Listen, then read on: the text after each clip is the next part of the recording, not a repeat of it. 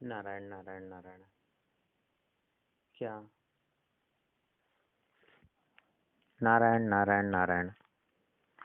क्या आपको जान का, प्राणों का बहुत अधिक खतरा है? मार्केश चल रहा है, काल सर्पयोग है, अथवा कुछ शत्रुओं का भय है, मृत्यु से बहुत अधिक भय है, अथवा मरणासन्न है, अथवा निश्चित ही मृत्यु आपको पता है कि आपकी आयु बहुत कम है। इन सभी विपत्तियों को समाप्त करने के लिए क्या किया जाए? ऐसे संकट के समय बाहर निकलने के लिए एक कथा पद्म पुराण के 237वें उत्तर 237वें अध्याय के 75 से 90 श्लोक के संबंध में हम चर्चा करेंगे। पद्म पुराण की एक कथा के माध्यम से इस कथा को श्रवण करके आपको अपने प्रश्नों के उत्तर मिल जाएंगे, और यदि आप इन कथा के माध्यम से प्रतिदिन लगभग 12 या 15 श्लोक हैं इनका पाठ किया करेंगे तो अवश्य ही आपको शांति प्राप्त होगी। पद्म पुराण के अनुसार महामुनि मृकंडु के कोई संतान नहीं थी। इसके लिए उन्होंने पत्नी सहित कठोर तप करके भगवान शंकर को संतुष्ट किया। प्रसन्न होकर भगवान शंकर प्रकट हुए और उन्होंने कहा कि तुमको पुत्र की प्राप्ति तो होगी, पर यदि गुणवान, यशस्वी, सर्वज्ञ, परम धार्मिक और ज्ञान का समुद्र पुत्र चाहते हो तो उसकी आयु केवल 16 वर्ष की होगी, और उत्तम गुणों से हीन चाहते हो तो उसकी आयु चिरंजीवी होगा। इस पर धर्मात्मा मृकंडु मुनि ने कहा, मैं गुणहीन पुत्र नहीं चाहता। आयु चाहे छोटी हो, मुझे तो गुण संपन्न ही पुत्र चाहिए।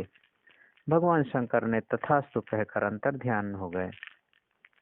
भगवान शंकर के वरदान के अनुसार मृकंडु मुनि की पत्नी मरुद्वती गर्भवती हुई।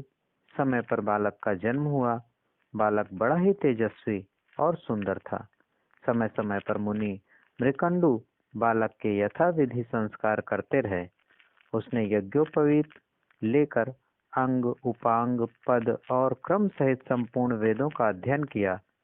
वह बड़ा शीलवान तथा गुणी था और माता पिता की सेवा में संलग्न रहता था। इस प्रकार बुद्धिमान मार्कंडेय की आयु का 16वां वर्ष जब आरंभ हुआ, तब भगवान शंकर की बात याद करके मुनि मृकंडु अत्यंत व्याकुल हो गए। मार्कंडेय के पूछने पर मृकंडु ने कहा, बेटा, भगवान शंकर ने तुमको 16 वर्ष की ही आयु दी है। उसकी समाप्ति का काल समीप आ गया है, इसलिए मैं शोकाकुल हूँ। पिता के वचन को सुनकर वह बड़े धैर्य के साथ मार्कंडेय जी ने कहा, पिताजी, आप तनिक भी सोच न करें। मैं मृत्युंजय, आशुतोष, कल्याण स्वरूप भगवान शंकर की उपासना करके उनको प्रसन्न करूंगा और मैं अमर होऊंगा।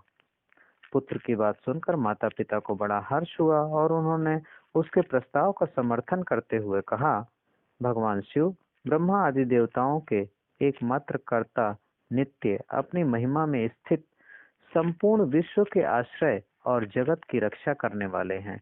बेटा, तुम उन्हीं की शरण में जाओ। माता पिता की आज्ञा पाकर मार्कंडेय जी दक्षिण समुद्र के तट पर चले गए और विधि पूर्वक अपने ही नाम से मार्कंडेश्वर शिवलिंग की स्थापना करके पूजा करने लगे। पूजा के अंत में वे भगवान शंकर के मृत्युंजय स्तवन का पाठ करके नृत्य करते थे। बस ये आप सभी के काम की चीज है, मृत्युंजय स्तवन का पाठ।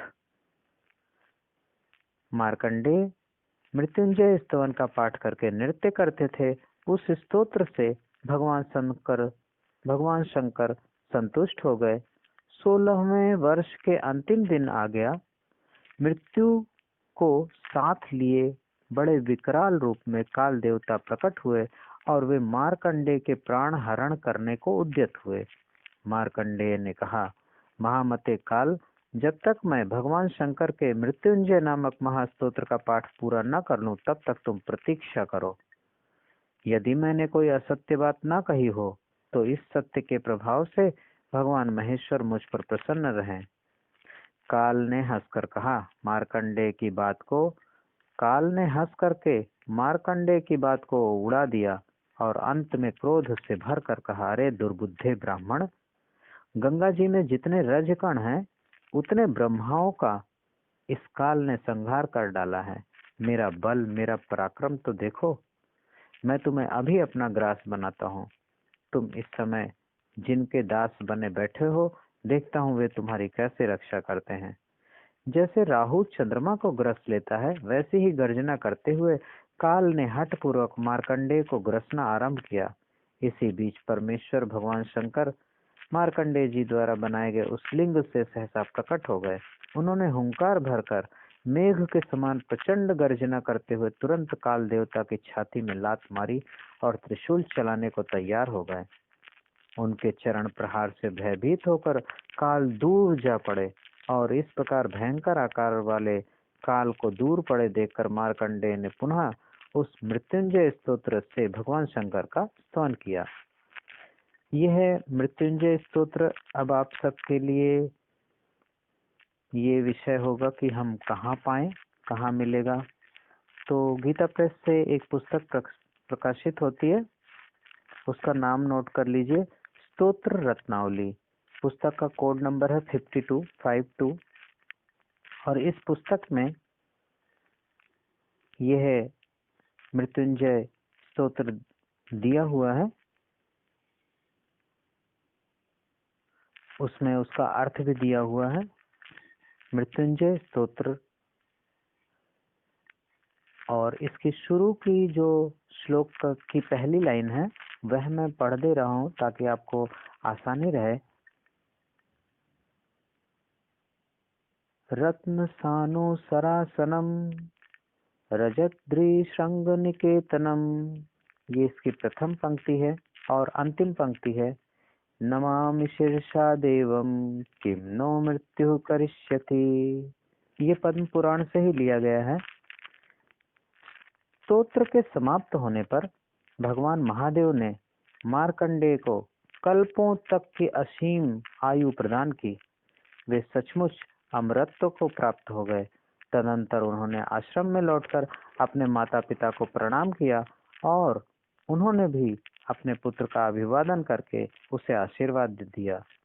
वशिष्ठ जी कहते हैं कि मार्कंडेय जी के द्वारा इस रचित स्तोत्र का भगवान शंकर के समीप विश्वास पूर्वक जो कोई भी पाठ करेगा उसे मृत्यु का भय नहीं होगा। यह मैं सत्य सत्य कहता हूँ। ऐसे जातक जिन्हें मृत्यु का बहुत अधिक भय हो, उनके लिए बहुत ही उपयोगी और बहुत ही प्रभावशाली अनुभव किया हुआ ये स्तोत्र है। बहुत ही प्रसिद्ध है। इधर उधर भागने भटकने फिरने से ये बहुत अच्छा होगा कि आप सभी इस स्तोत्र के द्वारा भगवान शंकर की शरण लें और अपने जीवन को भक्तिमय बनाएं। नारायण नारायण नारायण।